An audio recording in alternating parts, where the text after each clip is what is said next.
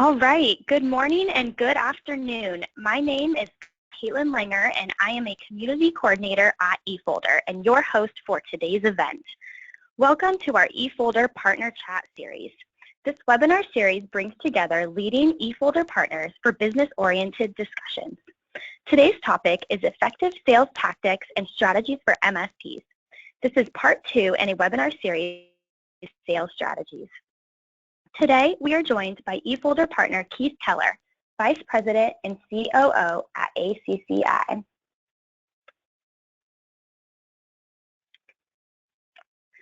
Before we go through today's agenda, let's first cover a few housekeeping items. Today's session is being recorded. The recorded version of the webinar will be made available on eFolder's YouTube channel. We will also make copies of the slides available to those who registered for the event. With over 200 people registered for today's session, we have put all participants in listen-only mode. You can enjoy the audio portion of today's event by either streaming it on your computer or by dialing in over the phone. Questions are strongly encouraged throughout. We have planned a special Q&A section at the end of today's discussion, but you may submit your questions as we go along, and we will try to address them on the fly. Today's presentation follows a logical order. After introducing our partner guest, Keith Keller, we're going to do a quick overview of some common sales myths. I will then have Keith share his experiences with sales at ACCi. We will discuss identifying and qualifying prospective clients, as well as some best practices for meeting with potential clients and talking about pricing. Finally, we will open up the floor to questions from everyone in the audience. Now let me introduce Keith. Keith Keller specializes in IT services strategy and has more than 19 years of experience with ACCi.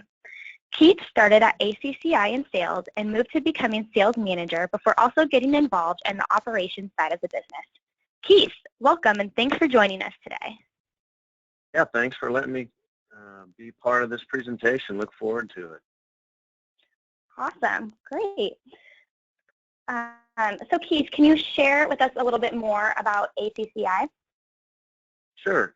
We're located in Birmingham, as the slide says. We were founded many years ago in 1989. We're grandfathers in the industry. I came to the company in the late 90s, and we were a typical IT services firm that had started through some technical individuals. We were break fix. We did just about anything that anyone asked. And 4 years ago, we had some changes in our organization. We decided to really focus in on the managed services aspect of the offering. And that was a big undertaking for someone who had been in business for as long as we had. We actually tore our service delivery system down to its foundations, and we changed our engineer compensation model. We changed our account management philosophy, some other initiatives. There was a leadership change in our service delivery area. So a big undertaking. I'm a process person, although I like sales, but process is kind of what I enjoy. I'm an electrical engineer by degree, and that helped me through that process of rebuilding a service delivery system in a manner that we felt like was scalable and better for our clients. So that's a little bit about us and what we've been doing the last 3 or 4 years. Great, thanks Keith. So now we're going to talk about some common misconceptions about how to be successful in sales. And Keith, like I said before, don't be afraid to jump in if you have anything you want to add from personal experience. Thank you. But sales myth number 1, to be successful in sales, you must talk a good game or fake it till you make it. So in reality, product knowledge and trust creates loyal clients. And this is especially important since MSPs are in the business of protecting your client's business. So by being helpful, knowledgeable, and signing your clients up for the right services, you will create loyal and satisfied customers. Myth number 2, sales is a numbers game. So sales is a numbers game to a certain extent, but to maximize opportunities and revenue, it is best to be a little more targeted and thoughtful with your approach of how you are getting those numbers. That's why it is kind of important to use a qualification step in your sales process so that you can make sure leads and prospects you are identifying are quality and will be a great fit for your services and will be more likely to turn into actual sales. And later in the presentation, Keith is going to address some of the qualities that they look for with their potential clients. So myth number 3, you must have a thick skin to be in sales. So while rejection is a part of working in sales, it helps a lot if you have practical knowledge of the services you are selling and the ideal clients you should be selling to. If you are approaching the right prospects, then you hopefully will not be getting a huge amount of rejection, or the missed opportunity may be due to things outside of your control. You know, Kaitlyn, if you don't mind my interjecting at this point. Sure. I think one thing has to do with your personal approach to every day, why you do what you do. Obviously, you want to do what you love. You've selected a sales career because you're interested in that. But if you see it as a challenge to talk to more people or to get past the gatekeeper or to get an audience with the decision maker, and that's your daily challenge, it's really not rejection you're dealing with. It's almost a game. Okay, you know, how am I going to approach it today? How am I going to approach it tomorrow? What am I going to do to get around this person who keeps the gates up? And what are some creative ways that we can get around it? And it's really not thick skin game anymore. It's the competitive game of you versus, for lack of a better word, you versus yourself, and can you up your game every day? So it kind of helps with your motivation. I love that, Keith. I think that's really important, just kind of how you look at it and changing your mindset in regards to, you know, how you approach the situation, I think is great. Okay, so myth number 4, final myth, you should be doing whatever it takes to close the sale. So in reality, some potential clients just are not a good fit for your MSP. If they are balking too much at cost, or they do not truly understand or appreciate the value that you can add to their business environments, then they may not actually be the type of client who, you know, you would like to have in your practice, and they might end up causing you a lot of unnecessary headache. Keith, do you have any experience with maybe having a potential client that you thought just maybe wasn't a good fit, you know, to be a client of your MSP? Yes, unfortunately we do. Most of our lessons are learned because we did it the wrong way. But yeah. it is true. It is true that people have different needs and they have different budgets, and you're basically needing to find those that are a good match for your offering versus their different needs and budgets.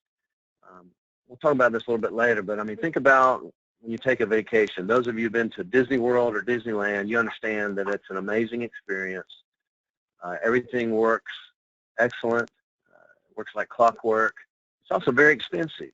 And when you sign up for family to Disney World, you know what you're going to get. You're going to get what we call the mint on the pillow experience and the amazing experience it'll be. But you know going in the cost of it. There's other people who say, look, we're just going to the beach for a week, and it's going to cost half as much as the Disney World experience. And they're going to carry their own luggage, and they're going to have to go out to eat or cook their own food.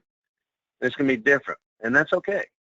If you're Disney World and you want to attract a certain type of clientele, you're going to turn some folks down, quite frankly. And that's okay. The sooner we do that in the sales process, the faster you can find those 1 in 5 clients that are going to be a good fit for your managed services practice. Definitely. Great. Thanks, Keith. So now we are going to jump into talking about some sales tactics and strategies. So Keith, can you share a little bit about how ACCi and yourself initially identify prospective clients? Sure, I'd be glad to do that. I have a little bit of an opportunity that maybe some other organizations that don't have our longevity in the market. I particularly, being a principal of the company, take advantage of what we call the principal-led selling model, and I have a network of acquaintances that I've known from college. I coach a lot of baseball. I happen to be president of the park this year. There are 800 families at that park, Been a member of a certain church for a number of years. I'm in a business sales club. So I have selected to take my time and invested it in a handful of organizations that matches my family's wants and needs, and really more than anything our ministry needs to my family's, to my wife and my children. And I use those as referrals. I talk to people about baseball, but I always make sure that they understand what I do, and I'll ask them, what do they do? What do you do, coach? What do you do, parent, during the week when you're not at the baseball field? Folks at the church that I've developed a relationship with, I asked them, what do you do during the day? What do you do during the work week? And investigate if there are any of those that might be a potential fit for us. A lot of people have said, well, gosh, you're using your friends to further your business. Doesn't that seem selfish? And I don't see that as selfish in any way. In fact, I think it's the opposite. If our company has an excellent product and an excellent service, and if our clients are very satisfied, why would I not want to offer that same excellent experience to people that I know that I'm friends with? And so if you talk to someone and they're having a poor experience with their current IT company, or maybe they use what we call Johnny Ponytail, or Larry's coworker's nephew who happens to be a high school graduate a year ago, and he knows a little bit about computers, so he's been given the keys to the whole computing infrastructure. They're not having a good experience, and yet you have the magic. You have the ability to deliver that mental pillow experience like Disney World. So why not offer that to those that you spend the most time, and certainly reciprocate. Ask them, what do you do? And maybe I know some things, some folks that can assist you. We do get some leads and referrals through our SEO. We have people that contact us that have found us through the website. The majority of our business is through referrals, and usually, in bullet point 3, usually that's someone who is dissatisfied with their current level of service. Maybe another company, maybe another certain individual. Maybe they didn't realize that their own employees were trying to handle their IT, and again, it was a poor experience. By the way, if you do speak with someone and they say, well, we're with this particular company and we're not really satisfied, please ask this question. Tell me everything about that particular experience that you don't like, because you certainly don't want to duplicate any of those experiences with your service offering for them. Great. Thanks, Keith. I love that you use all your personal networks. I think that's amazing and very resourceful. Okay, so once you get your prospective clients, how do you qualify them, and what do you guys look for in a prospective client? Yeah, I would suggest that everyone take a moment to literally type out and have in front of them on a daily basis their ideal candidate for a prospect. And if you're new to sales, if you're new to your particular company, and you're not sure what that looks like, then go to the owner of the company and say, who are our top 10 clients? Tell me why they're our top 10 clients. And if you could get more that are just like these, would you take more that are just like these? Interestingly, they may say, here's our top 10 clients, but actually only these 7 or these 8 are the great fit for our company. These 3 are not for other reasons. Obviously, concentrate on those 7 or 8. And learn as much about those particular clients as you can. What size are they in number of employees? What size are they in number of employees that actually use the computing network? We have manufacturing clients. I spoke with someone last week. They have 160 employees, but they only have 25 in the office. That's the number that's important to us on our qualification. What business are they in? Who are their clients? How do they communicate with their clients? Who are their vendors? How do they communicate with their vendors? What type of infrastructure do they currently have? And what type of infrastructure are they moving towards? I would say ask about their annual revenue. That's important. That may reflect some of the business that you have. So other things that are important, are they growing? Do they have a business plan? Are they in a growth path? If they are growing, how long have they been growing? Do they have recent leadership changes in the company? We have a construction company we work with that has had an ownership group that's been the same for probably 10 to 12 years. Recently, they've invited another particular individual who moved from out of state into that ownership group, and he has different ideas than that particular construction company's current leadership, and that's something you have to work through. Is this going to be a good long-term plan? Is this, they're going to entrust that particular new individual with changes or change? Maybe there's a family business that has 45, 50 employees, and they've hired a new controller, a CFO, and that particular controller came from another organization, maybe had 1,000 employees, and they had a managed services relationship with someone. And that particular individual wants to bring that into their company. This is a great opportunity for your company. So those are some things to ask for. On the previous slide, we talked about how we gain some of our opportunities. The most successful are through the relationships, the referrals, the intentional asking for information about clients that you have a relationship with, but some of the managed services practices are employing a strategy where they have a lead generation person who's essentially what we call an appointment setter, and they have a database of names, and they have an appointment setter, and they send out a mailer ahead of time, either an email or perhaps drop something in the mail or even drop something by the business, and they'll follow the phone call for the next few weeks to try to set an appointment. Those people need to employ the same qualification and disqualification criteria that you would if it's a warm referral or warm lead. So make sure that both sides of your business, the outbound lead generation side and then the warm referral principal-led environment, share the same criteria, and don't think, well, this is a friend of mine, we just have to help him even though he only has 3 employees and it won't be any recurring revenue. No, if that's not part of your snack recipe client, your specific, methodical, accountable type client, then you need to make sure that you don't allow that to impinge upon your prospecting opportunities. Great. I think that's a really important tip, is just kind of to standardize, your qualifications and make sure, everyone that you're working with within the sales organization and within your organization are kind of all on the same page with, the qualities of the clients that you're looking for. So I think that's a great tip. The more specific you can be on this list, and the longer the list, the better off you will be with your prospecting efforts. So just to give you an example, these are questions that we've asked. Do they currently have an IT staff? Are they growing? Are they replacing a number of employees? Add to the list, what is the job title of the person that will make a decision there? Because honestly, when we talk to a particular prospective client about our managed services offering, I don't want to talk to the IT manager. I want to talk to the owner of the business, the CFO, the CEO, the controller.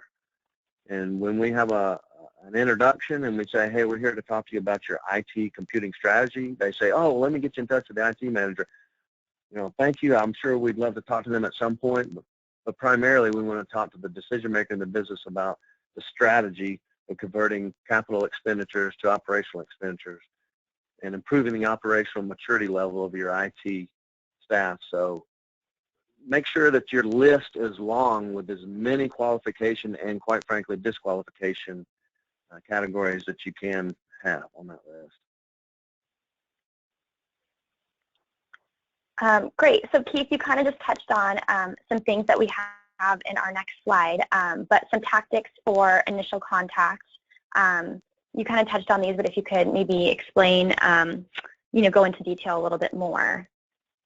Sure. I did jump ahead a little bit. I apologize, but as I stated, we're interested in having a strategic conversation with the CEO, the operational officers, the financial decision makers of a particular organization. And honestly, we'll wait until we can have a conversation with them, and we'll call 5, 6, 7 times and continue to make attempts to talk to that particular person, because it's important that they understand this is a business strategy conversation. You know, in the old days of break fix and we'll do anything for a buck, what we call AFOB, you know, honestly, you could talk to the IT manager. You could talk to the office manager. Hey, we're here to sell you computers. Great. Well, we need a couple, or ours is broken. In the managed services, you're delivering a completely different experience. You're delivering opportunity and availability of all resources to the employees of that organization. We're there to make sure that their computer never goes down. We don't want to be called after it goes down to repair it. That's the old model. The managed services is we're going to prevent it from going down so that all resources are available to your staff. And we need to have a conversation that's a budgetary conversation, that is an experiential conversation. So that's why we want to talk to the C-level executive. If there is a connection, I certainly want to explain that connection. Hey, Matt Gray from the Birmingham City Salesmen's Club suggested I get in touch with you. We're doing some work for companies of your particular vertical market. So if you're talking with someone who is a CPA firm and you have CPA clients, you want to explain to them we're already working with these several companies that are CPA firms. We believe that we can deliver the same experience to you. It was suggested we get in touch with you by John Malcolm, and if I could take 15 minutes of your time, we could find out if this might be a good fit for both of our companies. That's what we're asking for. I would suggest that if you do get the decision maker on the phone, that you clearly explain that it's a strategy conversation and that you'll only need to have 15 minutes of their time to simply discover if this is a good match. And when you have that conversation with them in person, make sure you stay to the time frame that you've promised. At 15 minutes, stand up and say, Mr. Smith, thank you for taking your time. I promise we would only take 15 minutes of your time. And if they have more questions for you, they'll ask you to sit down and say, no, that's fine. We can go farther. I'm interested to hear more about your company. However, they'll be very pleased that if you only have 15 minutes that you've asked for and you only take 15 minutes. I really like to have a conversation in person at the particular prospect's business so that you can see what their business looks like. You know what your top clients look like, and you know what their offices look like, and their personnel and their people. And quite frankly, we need to employ the whole judge a book by its cover mentality. When you go to that office, does it look like they might have a budget to spend with you for your amazing managed services offering? Because if they don't, you'll be able to see it around you. Do they have stacks of paper that are overflowing out of people's desks? Do they have 7-year-old computers? Do they have a business with the ceiling falling down? You know, this is not going to be a good fit for you. Conversely, this is professional, it's organized, it seems to be similar to your particular business, then this might be a good fit for you just from an external perspective. Meet the people that are there. Do they seem to be friendly and open and conversing with you? Do they look like people that you might want to do business with, knowing that you'd speak with them many times during a month over the next several years in the duration of your contract? So these are things you can discover in person. So that's kind of the initial contact. I will tell you that as we all know, the warm lead and referral is the top of the list where you want to spend your time. Going back to my earlier comments about the network of relationships that I have, I found that I need to be intentional with them. What I mean by that is I need to call a relationship that I have, and I need to say, hey, Matt, can I take you to lunch? I want to talk to you about expanding our business, and I want to talk to you about expanding your business. And go to lunch with them, even if they're not a client of yours, explain these are the type of clients that we have. This is the type of service offering we're delivering to them. They love it. They think we're the greatest in the entire world. Who do you know that could benefit from these services? And typically Matt will say, well, gosh, I can't think of anyone right off the top of my head. And then you can start going down the list of those circles of spheres of influence. Matt, who do you know at the ballpark? Who do you know in your golfing group? Who do you know through your church? Who do you know through your sales organization? Who do you know through the Kiwanis Club, the Rotary Club, that you think would be a good fit? Who do you know that are your top 10 customers that might be a good fit? And really, we're only looking for 2 or 3. And then ask Matt, Matt, would you do me the favor of introducing me to the owner of that company? Could we go there together and have a 10-minute conversation with him? And if Matt is a good friend of yours, he probably would do that. If he's just an acquaintance, he may not. That's fine. Matt, if I compiled the email for the introduction, would you mind sending this? If I send you the body of it, would you put it in your emails and add your signature to it and send it on? And Matt will probably say yes. So be intentional with your contacts and be intentional about why you want to talk to their particular spheres of influence and relationships so that you can reciprocate when the time comes for you to reciprocate to them.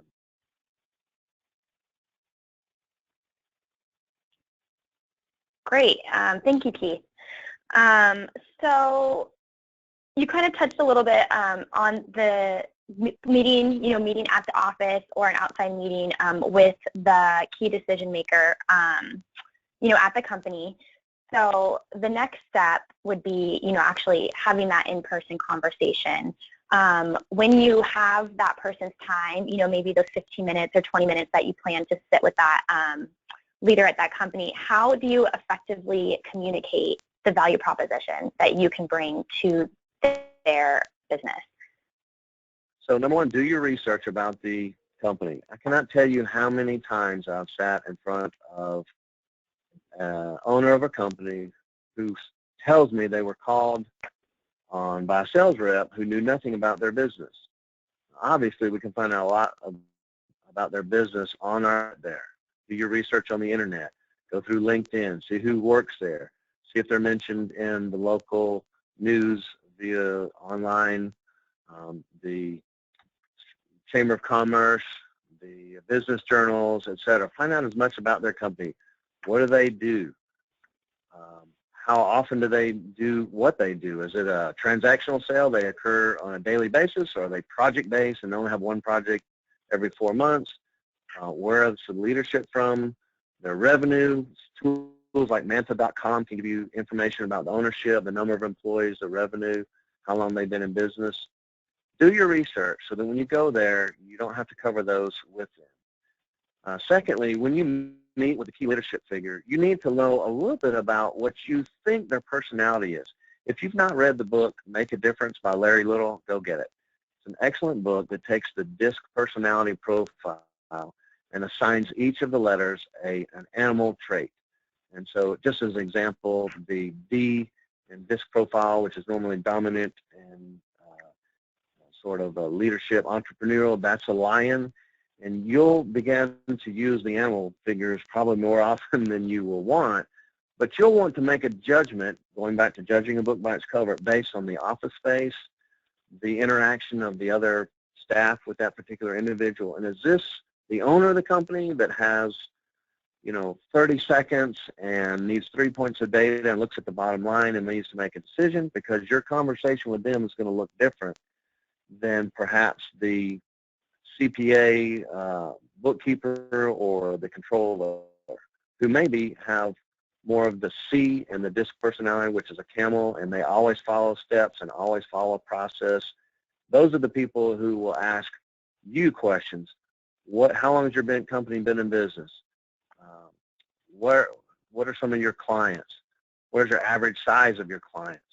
Who are some people in our industry? So you're going to need to come with both sets of opportunities to talk to that particular individual. Certainly ask opening questions, and typically most of the time get them to do all the talking. Hey, Larry Langer, is it? Yes, sir. Is that the correct pronunciation of your name? How did you get to this company? Tell me about your business travels. Tell me about what you do here at the company. And typically they'll tell you those answers and add more information to it. And they'll tell you who some of their key personnel is. Tell me about your growth plans. Tell me about what the company did last year and what it wants to do this year. Tell me about your current model of operation. Do you have an operation where you would have capital expenditures first, or would you prefer to have operational expenditures? Tell me how often you interview for people. These are pieces of information that you're going to use later that helps you with your proposal. Explain to them you're here not to talk about technology. Yes, sir, we're a technology company, but we're a consulting firm, first of all. And we're here to talk about business strategy and converting your operational maturity level from what it is today to a more stable, robust, predictable operational maturity model. The operational maturity model is something from Service Leadership Index. If you haven't heard of them before, do a little research. Just go to SLI or just research SLI or Service Leadership Index, Paul Dipple, and look at his conversations and webinars and documents regarding operational maturity. Essentially, how mature a company is in areas of operation in finance, service, sales, technology. They all have basically a score. And your goal is to improve that score for that particular company, which in turn will help them become more profitable, more predictable, more stable in what they're delivering in all those particular areas. And that's the conversation you want to have with the owner. Certainly ask questions that you would already ask about, tell me about your IT experience now. Who have you used in the past? Who are you using now? How has that experience been? Have you ever had any pitfalls? Have you asked your staff to tell you, Mr. Owner, about what their experience is? Because if they're an entrepreneur that's what we call the leading lion, he may never get told, or she may never get told that their particular employees are having a poor experience. But if they're more on the camel side, or what we call the turtle side, the data analyst person, they want as much information as possible from all their employees, and they're constantly serving their employees about experience and information and other things. And they may have that information about a poor experience with another other IT service provider. And then lastly, I would say, Mr. Langer, hey, I thank you for your information today. I think we're going to be a good fit based on what you've told me today. There's more information that we need to gather, and here's our strategy for gathering that. And you can outline that plan to them, whether you sell them a network technology assessment or whether you volunteer to come back for another hour's worth of time with your best engineer and then determine if you want to do a network technology assessment. But explain to them you believe you can help provide excellent service. You're not 100% sure if there'll be a match, but you can tell them that later. And honestly, you want to leave them in a state where they're wondering, this company sounds like they know what they're doing. They sounds like they'd be a good fit for us, but he told me that he wasn't sure if we would be a good fit for them. And I'm going to give him another opportunity to discover that. Because obviously, if you deliver excellent service, and if some of their particular constituents in their vertical market are using you, well, they're missing out, right? They're missing out on your amazing service. And so you want to leave them with a little bit of a taste in their mouth of the good stuff, and you want to come back and give them the whole meal experience. Wow, I love that. That was a great analogy. A lot of information there. Yeah. A lot of great information. I think very useful to a lot of the people, a lot of the listeners that we have right now. So our next slide, we have the network technology assessment, what you kind of just mentioned. If you could kind of go into a little bit more detail about that step and your guys' process and kind of what that assessment does and the information that you gather from it. Sure. There's different models of managed services. Those of you on the call today understand that your company has a particular model. By the way, if you don't have a model, you need to do that today. Stop, go get a book called Managed Services in a Month by Carl Palachuk. It's an easy read, and it will, if you're a break-fix company that's trying to get in the managed services model, it's a great read for you. It'll help you. But you will develop a model. You will develop a process, and it is a sales process as much as it is a service delivery process, and you will develop that model. In our particular model, we will go to a client, we will investigate as much as we can on the sales side by asking questions about budget, time frame, decision maker, size of company, revenue, growth goals, experience with other IT solution providers, and we will walk away deciding we do want to offer a network technology assessment to this company. We will we will actually sell the network technology assessment to them. It's usually $900 to $1,100. We use some tools in the industry to investigate everything that's on the network, and it produces literally reams of information that we will print, bind, and deliver back to the client. Because if you're going to ask them for some money, you're going to deliver, you're going to have a list of deliverables. It's going to be essentially an asset listing with your professional analysis oversight. It's also going to be a list of areas of improvement that you believe that they will need to address before they become one of your clients. And so that's our network technology assessment. You know, a parallel example to this might be, hey, if you don't feel good and you go to the doctor, they're going to do a bunch of lab work on you. They're going to check your blood pressure and your oxygen level and your heart rate, and they're going to do your blood type, and they're going to look at some other aspects. And the doctor really can't find out if he can help you until he finds out what's wrong with you, and they're going to do all this lab work. And you'll have to come back for a second visit, and they're going to report on that, and he's going to have a health plan. And that's kind of what we're offering here. We don't want to have prescription without diagnosis, because if we do, that's malpractice. We want an analysis and a diagnosis of everything before we prescribe.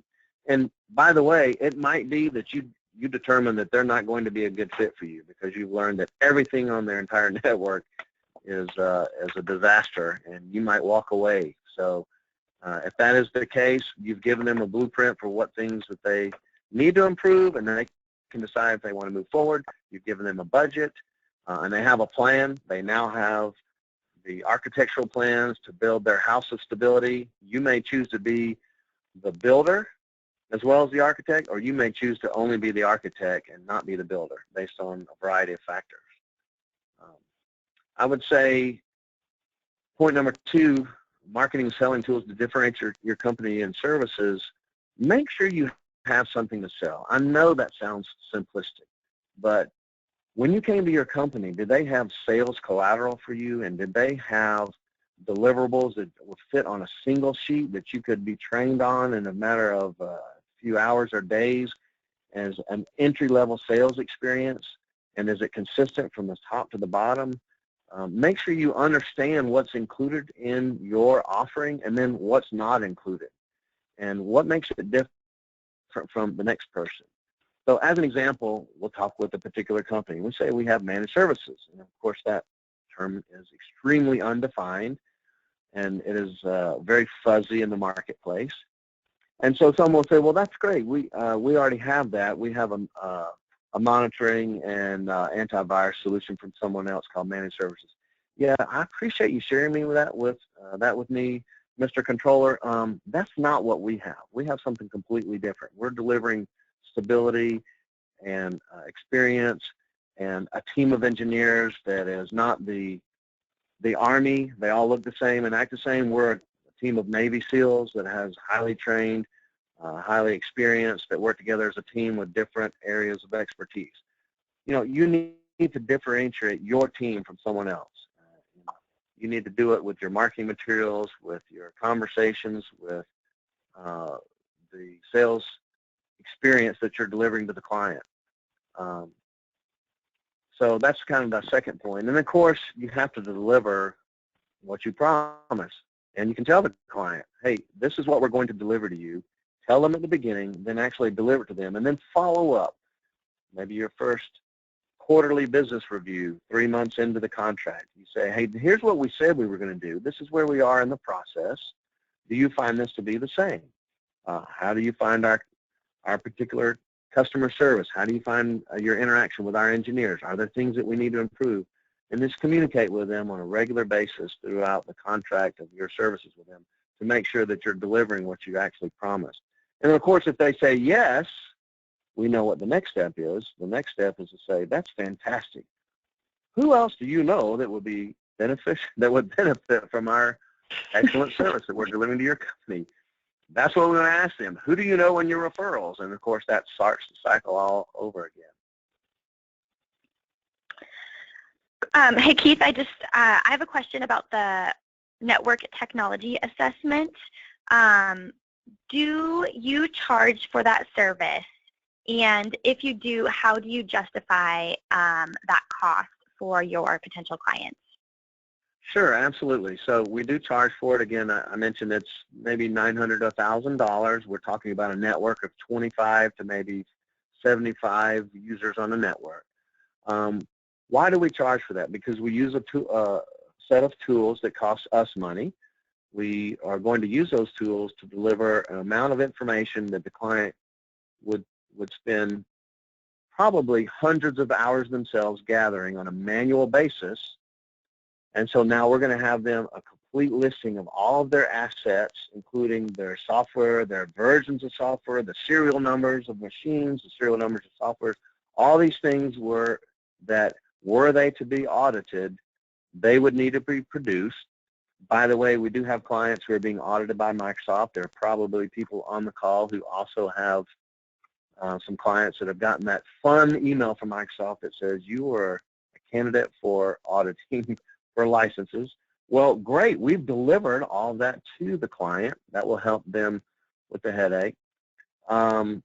And then secondly, because Mr. Customer, you're asking me to take on your network on a financial contract basis that's set from month to month. You're asking me to commit to a certain amount of finance every month, and I'm promising that your network's not going to go down, that your computer's not going to go down, that they're not going to be vulnerable in any way to any security flaws. But I don't know what kind of network you have, and I need to discover it. Think about it this way. You drive your car into the 15-minute or 10-minute express oil change place, and they have a monthly plan. They says, we will maintain your vehicle for $100 a month. So you want to sign up for that plan. But you pull in with your vehicle that's dripping oil and blowing smoke out the back and has a few other knocks and pings that they're hearing under the hood.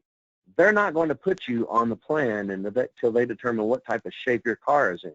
And they may come to you and say, look, you've got to repair your vehicle before we can put you on your plan. Now, after you repair it, your vehicle will qualify for our plan. But there's a cost up front. Well, very similar. We're going to investigate, and we're going to spend probably 20 engineer hours when it's all said and done, total investment, with deploying our tools, with talking to the management level, and we'll talk to 4 to 5 of the managers and the employees, and then we'll compile our information, and then we'll look at it with an expert eye, a doctor's recommendation, if you will, and we will deliver our recommendations to correct things that we found in the report. So when you explain that to someone and they say, you know, that really makes a lot of sense, we're going to get a lot more from you than anybody else has given us, we'd like to proceed. If you want to offer to maybe reimburse half of that if they sign up for your contract, or maybe even all of it, you could. You know, if it's a $1,000 a month contract, you probably don't want to reimburse them for all of it. If it's a $4,000 a month contract or an $8,000 a month contract, maybe you want to, you know, offer to reimburse them for it. Hey, if you go with us, we'll go ahead and reimburse you for this. But that's a sales negotiation tactic. If they say, you know, gosh, no, we can't even spend any money to find out what kind of shape we're in, we think we're okay, we're waiting for things to break, you know, that's probably not going to be a good fit for your company. And so the customer needs to put some skin in the game just like you are, and find out if you're a good match. Great. Thanks for clarifying that, Keith. So I just want to remind everyone on the line to please, if you have any questions, please feel free to send those in as we go, and we can address them. And then hopefully we'll have some time at the remainder of the webinar to address any final questions. But please feel free to send those in. Okay, so next we're going to talk about pricing, which Keith, I think you kind of started to touch on with the network technology assessment. But you know, when it comes down to, you did the assessment, you know what the diagnosis is, you know, what are some best tactics to present the price and have the price talk with a potential client? Sure, good question. So since everyone in the world is in the managed services business, and since the client is not sure what's different between yours and the next person's, you need to spend as much time explaining why yours is different. And don't go through the speeds and feeds conversation. Well, we use semantic antivirus or AVG antivirus, and we use eFolder, Shadow Protect BDR. The decision maker does not need to know that, and it really doesn't matter. You're delivering uptime experience. You know, years ago, we used to say, hey, we're here to talk to you about protecting your data, and we're going to have a conversation about backing up your data. Well, you know, everybody and their brother backs up data now. Your personal devices are backed up to iCloud, or your Android device are backed up to the file. Everyone has Dropbox or Anchor or the next thing in this. Great. What you want to talk to them is about, we're going to deliver an uptime with an SLA to where your employees are not waiting on technology to respond so they can get their job done. You'll ask the CEO or the CFO or the controller, what is your most valuable asset? And they should be answering, it's the W-2 of all of our salaried employees. It costs me $8,000 a month, $12,000, $40,000 a month to have all these employees show up for work every month. Okay, well, how do we make sure they continue to work? We're going to put our best tools and our best practices and our processes in place. We're going to deliver it with our amazing, certified, incredible engineers that can actually speak English and not tech talk, and they're going to teach and train your employees along the way how to ensure that they have all available resources at their disposal, and they're actually utilizing those tools in the best manner in order to do their job. And so you can wait, you can, as they say, drive your vehicle until it dies, until it's stuck in the ditch, and then you can call the emergency room and hope that they'll get you out of that ditch. Or you can get out of the emergency room business and get into the preventive medicine business. This is what we need. This is what we deliver to our clients. We deliver a preventive medicine experience where we're bringing it to their location and they're not going to be in the emergency room. We actually have some dental clients, and I asked the doctors at one point in time, there were two that owned a practice. I said, would you rather have a patient come to you because they haven't been to you in 2 or 3 years and they've got a cavity or they got a problem with their tooth, and you're going to spend all types of effort and time with them to help them? Obviously, they're going to bill them quite an amount of money, or at least the insurance coming quite a lot of money, because that person's in trouble. I said, or would you rather them come to you every 6 months and go through their normal process of best practices of healthy teeth and gums? And they every one of them has said, we would rather them come on a regular basis, and where we don't have these emergencies, we have to help them out. It's painful for the patient. It's painful for the doctor. So that's what we're going to deliver. And so you can talk about, these are the things that we discovered in the report that you should have been doing already, or the things that were supposed to have been delivered by the other IT provider. We discovered these things. That's why this is what we're going to deliver for this amount of money. If you look at Gary Pica's True Methods, he talks about an all-in seat price. If that's the model that your company is on, fantastic. Make sure you understand what's included in that and what's not included, and you'll have a certain price point. It may be $150 a user a month. It may be $170 a user a month. That all comes down to your tool sets, the amount of engineering time that you're going to budget to spend with a particular client. Your model might mean, hey, Mr. Customer, you're going to have to repair all these things before we put you on a contract. Well, obviously, if the client spends that money up front to repair it, maybe their monthly cost is a little lower. So that's kind of where you get into the pricing model. Tool sets that are, of course, included in there.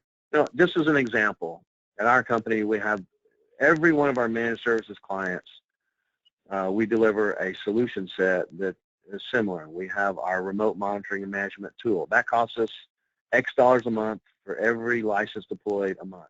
Our antivirus tool, our professional services automation tool, our monitoring tool, our shared cloud anchor solution is bundled in with all of our managed services offerings. So those are the hard costs, and then you have the help desk costs. Those are labor managers that you have to work through and that you have to understand that are going to affect the price.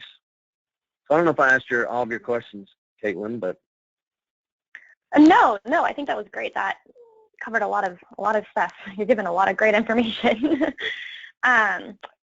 I want to move on to the next slide and just talk briefly about your marketing materials. I know we discussed the other day you have some success stories and case studies that you will verbally share with clients. So I just kind of wanted to have you touch on that a little bit and how that works for you. Sure. So we're a smaller company. We do about $2.8 million in revenue a year. We have 16 employees at any given time. And we have not had a large marketing budget, but we have learned over the last few years that we need to spend some time and effort there. Through a relationship I had through the ballpark, one of my assistant coach's wife is a marketing specialist. We're outsourcing her services on an hourly basis, and she creates our success stories with particular vertical markets. So if you're working with a CPA firm and you solve some issues with them, be sure to record it. Take before and after pictures of their network closet. Get a picture of the particular principles of that organization and put it in your marketing material and have a success story in regards to that particular vertical market. Because when you do your prospecting, you're going to run into other CPA firms, and they're going to want to hear about who else you've worked with. And so you're going to want to build those success stories in the vertical markets that exist within your particular prospective targeting area. You'll have dental, medical, distribution, manufacturing, all those, whoever you're calling on. You want to talk to prospects and current clients, and you want to share those with them. If it's a prospect, I'll give you an example. Last week I was talking to a particular individual who said, yeah, my brother works at a CPA firm, and we're not doing business with them now. And I said, well, who do they use now? Do you know anything about their IT infrastructure? And that particular individual said, no, but why don't we call them? I said, this is awesome. Let's do it right now. And we called that particular individual. There's 6 partners in that firm. And this particular individual was one of the partners, and he said, well, we're not having a very good IT experience right now. Every time we call the guy, he complains. Wow, I'm thinking we could be a great fit for you. Who else is a decision maker? And he said, well, there's 6 partners, but there's one who's a majority owner partner who's going to be hesitant to change. And I said, you know who it is? Can you tell me who it is? They told me. And I said, fantastic. I know this particular partner because I went to college with her in a small world, in a small town here. So now I'm going to visit that situation through multiple areas. And I'm going to say to them, these are the CPA firms we're currently doing business with. I know about your vertical market line of business applications such as ProSystems FX. We understand how it works.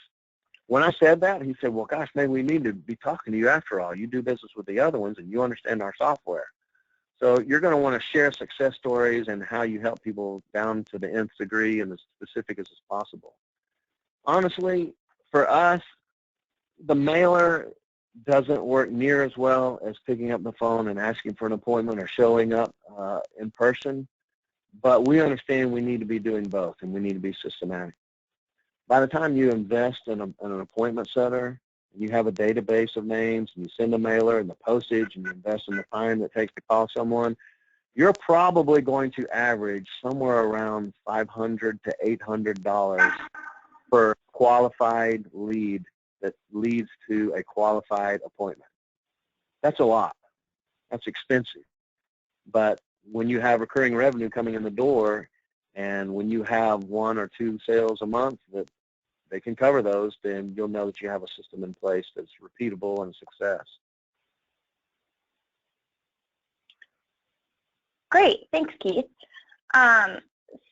And then kind of our final slide, just to kind of sum up all the information you gave us. So once you've had these conversations and you've done your network, analysis, and you've presented your clients with the options, and you've kind of gone through the whole process, how do you follow up? What is your process, with following up with potential clients and getting them to sign on the dotted line? So for us, our process is, as I mentioned earlier, we'll meet with them, we'll have a conversation about the network technology assessment, and then we'll visit with our engineering team, and we'll have the investment of our time, and then we'll ask for an appointment with the ownership again, the C-level executives. We try to avoid situations where there's a committee of 5 or 6 or 7 people that have to make a decision, especially when they actually work in that business, because every one of them has a reference or a cousin or Johnny Ponytail that could do it the same as us, but less expensive. If they have a committee, we would rather it be someone who has a committee made up of individuals who work at other companies, but maybe they're volunteering their time. Just as an example, churches, nonprofit organizations, they have committees with outside employees, because honestly, they're looking out for the best interests of that organization, but they don't have a lot of time to invest other than the meetings. And so that seems to work well. And we present, these are our findings. And so that would be the 3rd meeting, if you think about it. We have our prospective initial call, then we have our follow-up with our technology assessment, and then we have the 3rd meeting where we present what we discovered, and these are our recommendations, and then we ask them, what do you need to do to make a decision? Well, the committee needs to meet. Okay, when is the committee meeting next? Can we meet with the committee? Hopefully we're meeting with them to give our presentation. That's what we ask for. If they don't, then it's the ownership. Okay, when will you meet with your leadership team, the other 2 employees, or the CFO or the controller? And then we specifically tell them, we would like to call you the day after your meeting for your decision. And you explain to them, you're going to keep calling and you're going to keep visiting until you have their decision. And really, every time you call, they should be further along in the process. If they say to you, well, we don't really know when we're going to make a decision, that should have been vetted at the beginning of the process. Hey, Mr. Customer, if we could provide an amazing service to you that would deliver more than is expected, would you be able to change? Do you have the budget to change in the time frame? And if they say, I'm not sure, or I don't know if I can do that, you probably don't want to go to step 2. But if they say yes, you may have to remind them at your 3rd meeting where you present to them, hey, remember you said you had the ability to make a change. You had the budget and you have the time and the ability and the decision-making process. We're ready to make that change for you. It seems to be a good fit. Can we do business together? We have found that our managed services sales are anywhere from roughly 4 to 8 week process. That's on average, depending on the timing of when we can deliver our tool sets and when we can talk with their employees and we compile the information and come back to them. We do use CRM tools. We're just using ConnectWise right now. I know there are plenty other ones out there, VanillaSoft, Zoho, Sales Logics, etc. Those are all fine. Just use whatever's best for your company and then just continue to work through the process for your next steps. Great. Thanks, Keith. So we are at the bottom of the hour. I have just a few questions from some people on the line.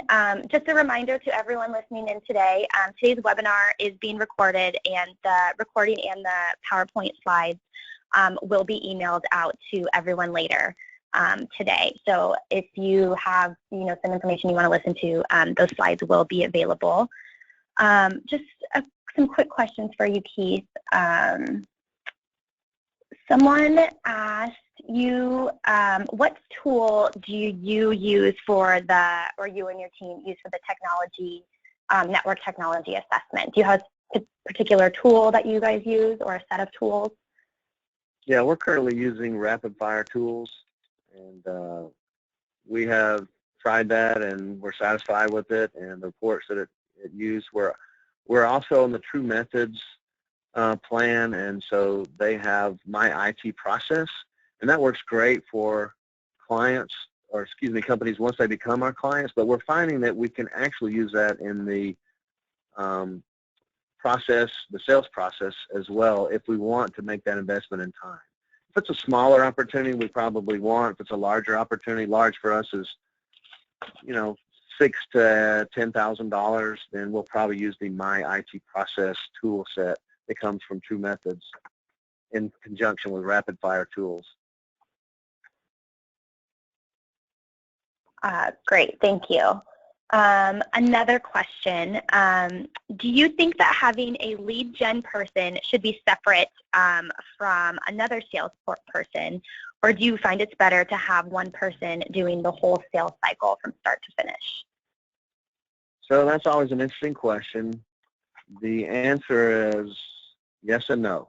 And what I mean by that is, what you don't want is salespeople who are not willing to do what the lead gen person is tasked with doing. If they say, well, gosh, I'm too important, or I'm too, my time is too valuable, you know, there might be a culture problem issue there. The other reason is you're going to have warm leads that are going to be entrusted to you by your circles of influence and spheres of influence that you're going to hand directly to the sales team. And they may need to make a phone call and ask some qualifying or disqualifying questions and have that meeting. But again, this is a warm referral that someone in your trusted circle of influence has given you, and you're going to ask them to do the same thing as the lead gen. The lead gen person, in my opinion, needs to be separate because you want to give them as much time as possible throughout the week to make the phone calls and the qualification and other things. Right now, the averages that I'm seeing and talking to some other companies, and actually companies that have called on us, is that a full-time lead gen person is making anywhere from 80 to 100 phone calls a day. They're having about 10 conversations, and then out of those conversations each week, they're successful in setting 2 to 3 appointments a week. And those are some very large companies such as Symantec that have called on us, and then some other smaller firms like ours in different markets around the country, Fort Worth, Phoenix, Boston, Atlanta. They're seeing the same type of success and same type of ratio of numbers. So we believe it to be sort of a different experience for the lead gen person than the sales people, so we're keeping them separate.